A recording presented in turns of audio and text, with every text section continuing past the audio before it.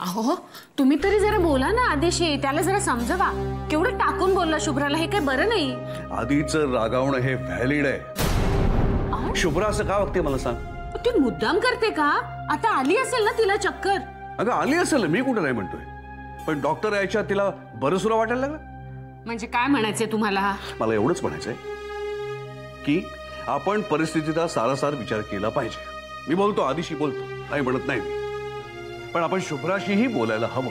तिला जे काही मनातून वाटतंय ते आपल्यासमोर मोकळेपणाने एकदम बोलू दे आणि मग आपण ठरवू. आधीची समजूत घालील मी.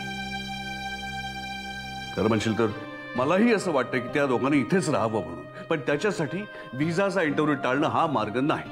अहो शुभ्राने तो मुद्दामून टाळलेला नाहीये. ओके, आता या मुद्द्यावर आपल्यामध्ये वाद नको आहेत. मी बोलतो, दोघांशीही बोलतो.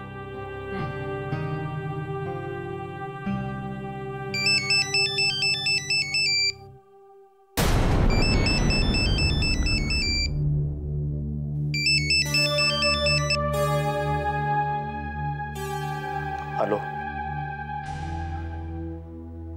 आधी बाळ,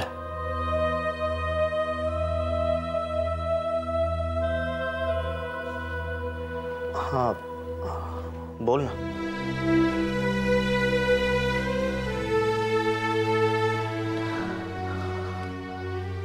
कसा आहेस रे?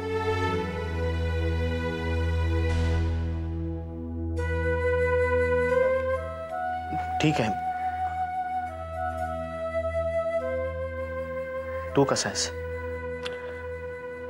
मी शुभ्राला म्हटलं होतं कालच फोन करेन म्हणून,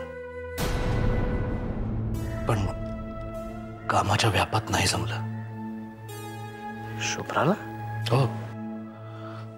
ती काही म्हणाली नाही का? काल माझ्या ऑफिसमध्ये येऊन गेली ती. शुभ्रा काल तुझ्या ऑफिसला आली होती? म्हणजे नाही सांगितलं तिने तुला? हो आधी काल ती माझ्या ऑफिसमध्ये आली होती. मला म्हणाली की काका मला हवी ती शिक्षा द्या, पण आदिनाथना माफ करा. त्यांच्याशी पूर्वीसारखंच वागा.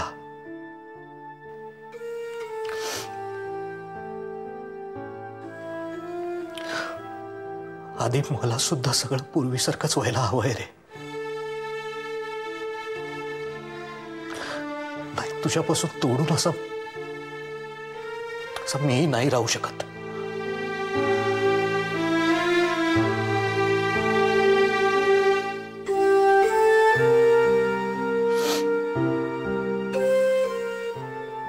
काका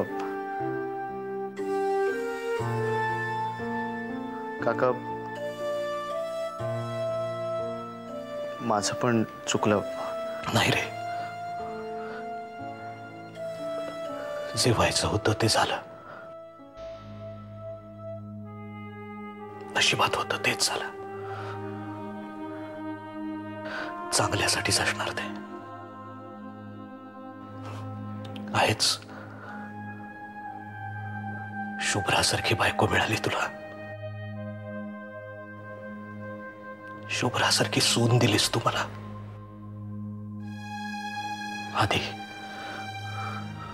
बाळा शुभ्राला जप. तुझी ताकद बनून राहील आयुष्यभर ती.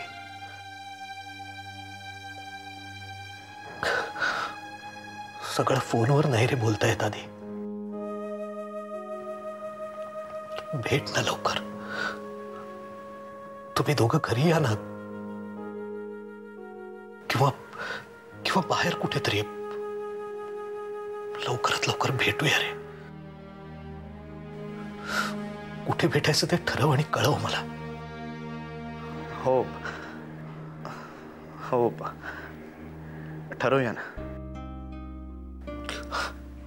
बाबा नेहमी म्हणतात नाती जप बाळ, नात्यांना जप. पण खरं सांगू माझ्या नात्यांनी जपलंय रे मला. जे जवळचे होते त्यांनी, ज्यांना मी लांब सारलं त्यांनी, आणि जे लांबचे असून खूप जवळचे होऊन राहिले त्यांनी.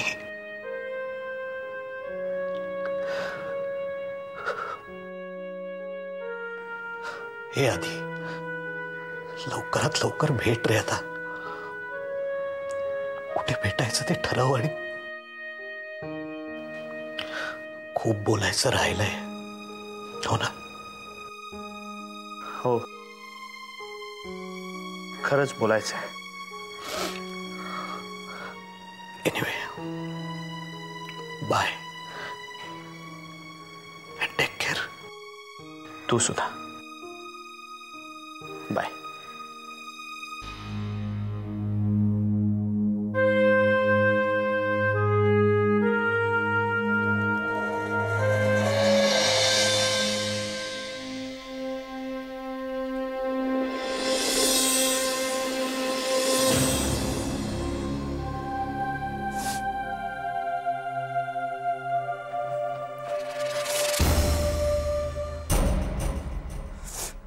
बाळकाकाच्या ऑफिसमध्ये गेली होतीस? शुभ्रा, मी तुला विचारतोय, तू बाळकाकाच्या ऑफिसमध्ये गेली होतीस का? हो. का? तुम्हाला हे कळलं तर त्याचं कारणही कळलं असेल. तिथे तुझा अपमान झाला असता तर मी तो सहन केला असता, पण तुमच्या डोळ्यात पाणी मी सहन नाही करू शकत. कुठलीही बायको आपल्या नवऱ्याच्या डोळ्यात पाणी सहन करू शकत नाही. आणि मला असं नाही वाटत मी काही जगावेगळं केलं म्हणून. शुभ्रा, तू खरंच खूप मोठा कोड आहेस का माझ्यासाठी? खरंच माझ्यावर एवढा जीव टाकतेस पण मला जवळ येऊ देत नाहीस. माझ्यासाठी स्वतःच्या अपमानाची पर्वा न करता तू बाळकाकाच्या ऑफिसमध्ये जातेस, पण अमेरिकेचा विषय काढला तर तू कानकोंडी होतीस. आज तर काय इंटरव्ह्यूच बुडवलायस. मी तो मुद्दामून नाही बुडवला. माझ्यावर विश्वास ठेवा. आणि रागवणार नसाल तर एक गोष्ट स्पष्टपणे सांग. तुला अमेरिकेला जायचं नाहीये दिसतंय ते मला, पण मी तुम्हाला मागेच म्हटलं होतं, तुमच्या किंवा माझ्या इच्छेवर काही नाही. नशिबाची काय इच्छा आहे. मीही तुला हेच म्हटलं होतं. माझं नशीब मी ठरवणार, निदान या बाबतीत तरी. पण मला दिसतंय की आपण अमेरिकेला नाही जाऊ शकत. मला जाणवतंय ते आदिनाथ. एरवी मला वाईटच गोष्टी दिसतात, पण या गोष्टीत काहीतरी चांगलं. किंवा ही चांगली गोष्ट आहे. आपण अमेरिकेला न जाणं ही चांगली गोष्ट आहे. माझं अख्खं करिअर वाऱ्यावर सोडून आपली माणसं आहेत तिथे, त्यांना भविष्यात आपली गरज लागू शकते, तुमची आणि माझी सुद्धा. असं नको व्हायला की नंतर उगाच पश्चाताप करू. Shut up. Enough Shubhra, enough. Shubhra, आपण अमेरिकेला जातोय, कम व्हॉट मे. आजपर्यंत तू जे काही बोललीस त्यावर मी विश्वास ठेवावाच लागला, कारण तू जे काही बोलत होतीस ते सगळंच खरं होत होतं. पण आता मी हे चॅलेंज म्हणून घेतोय. माझा तुझ्यावर राग नाही, पण मला माहिती आहे की शेवटी तुला माझं चूक हवंय. पण यावेळी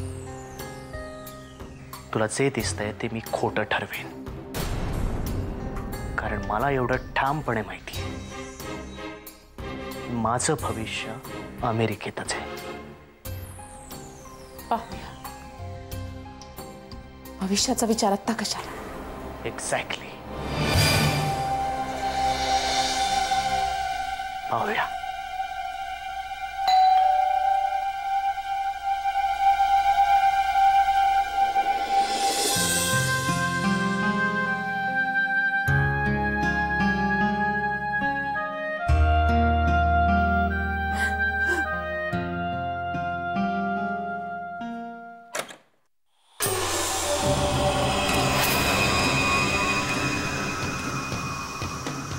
सुलेखा, तू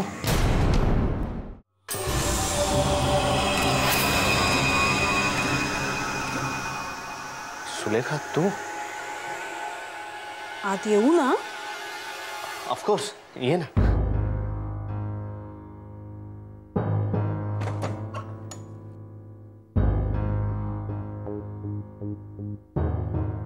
बाबांना भेटायला आले होते. बरं नाही असं कळलं ना म्हणून. चालेल ना तुला? ऑफकोर्स, सगळं त्यात न चालण्यासारखं काय. नाही म्हणजे माझं असं अचानक येणं शुभ्राला आवडेल ना आवडेल. त्यात न आवडण्यासारखं काय?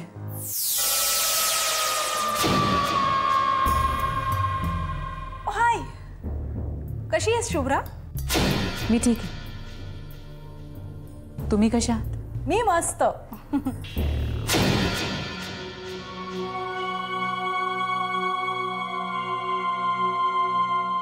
शुभ्रा, बाबा जागे आहेत का पाहुणे जरा? बाबा जागेच आहेत. चला मग, ज्या कामासाठी आले ते आधी करते. बाबांना भेटून घे.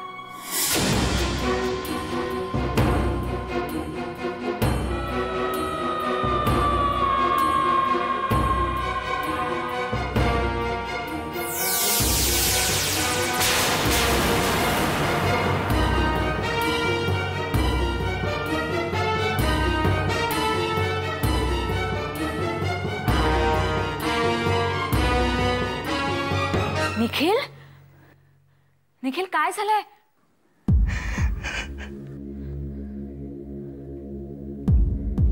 निखिल, निखिल अरे काय झालंय? प्रिया, निखिल, निखिल मी ऐकतेय, तू बोल. काय झालंय सांग बरं. तू रडतोयस का? निखिल, व्हॉट्स रॉंग विथ यू? प्रिया ग, हे सगळं नाही सहन होते ग. शांत हो, काम डाऊन निखिल. हे बघ, नीट न रडता मला सांग बरं काय झालंय.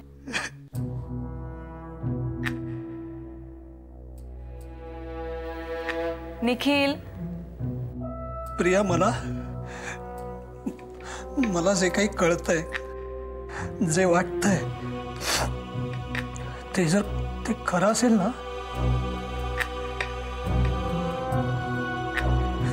आय स्वेअर मी जीव घेईन तिचा. कोणाचा? सुलेखाचा?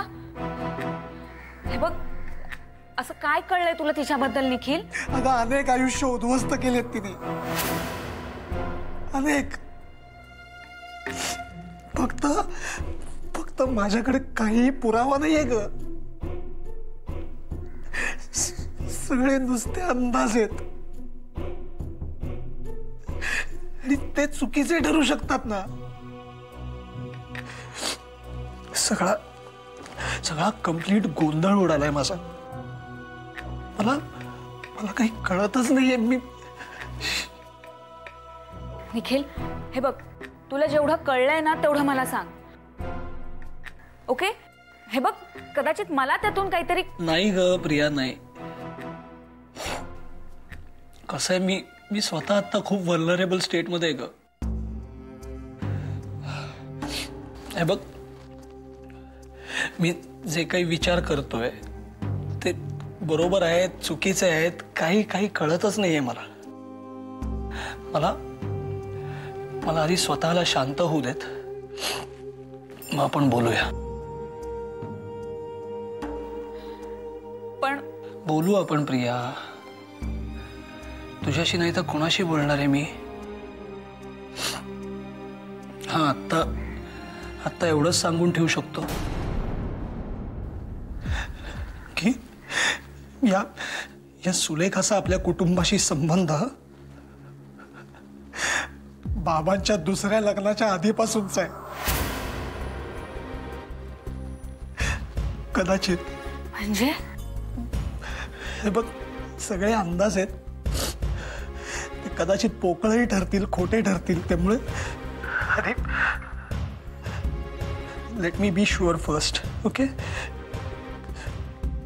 निखिल, हे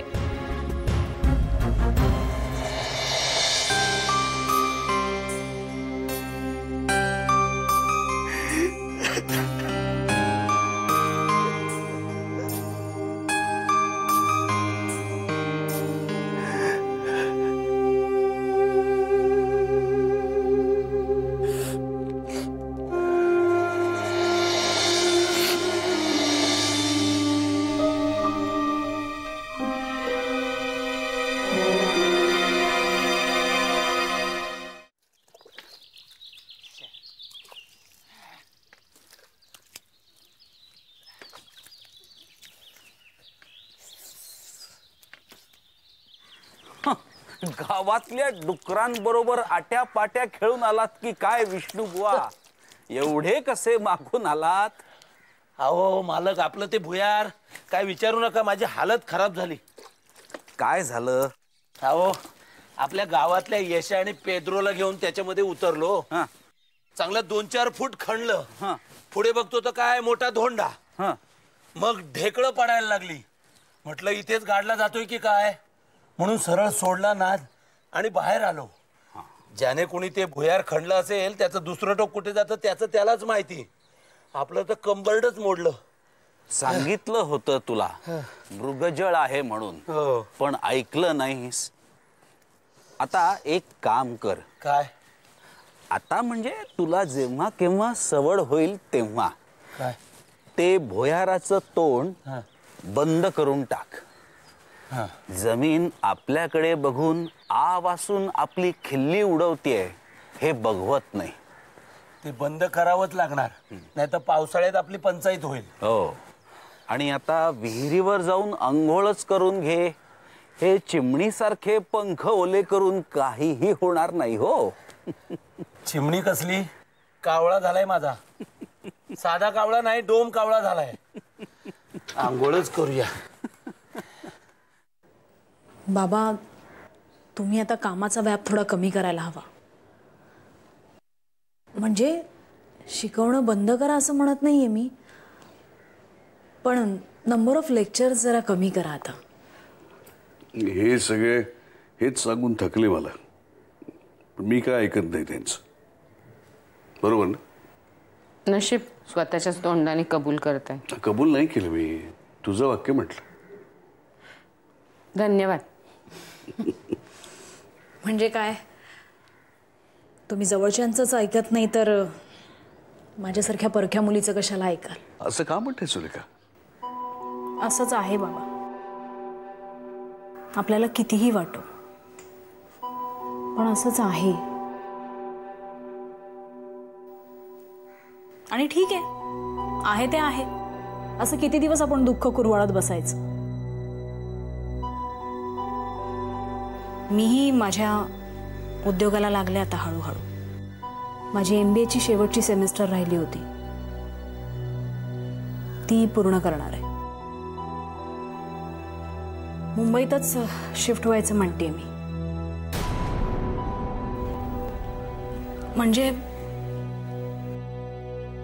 पुण्यात राहिले की मम्माची सारखी आठवण येत राहते.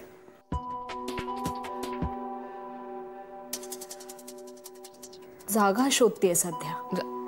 जागा?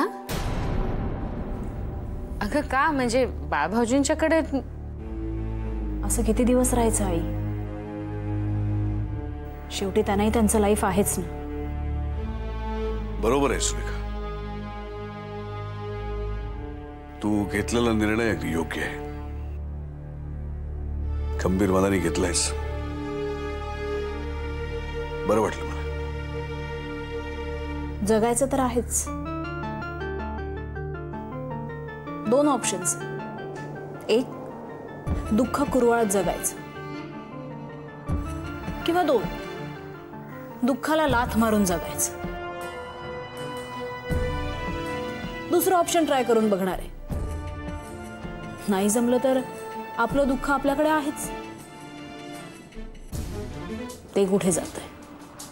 अरे तेही जाईल सुलेखा, अगदी कायमचं जाईल, दूर जाईल. तुझ्या वाटेला आयुष्यामध्ये खूप सुख आहे, माझा विश्वास आहे. माझाही. जे हवंय ते यावेळी तरी मिळावं.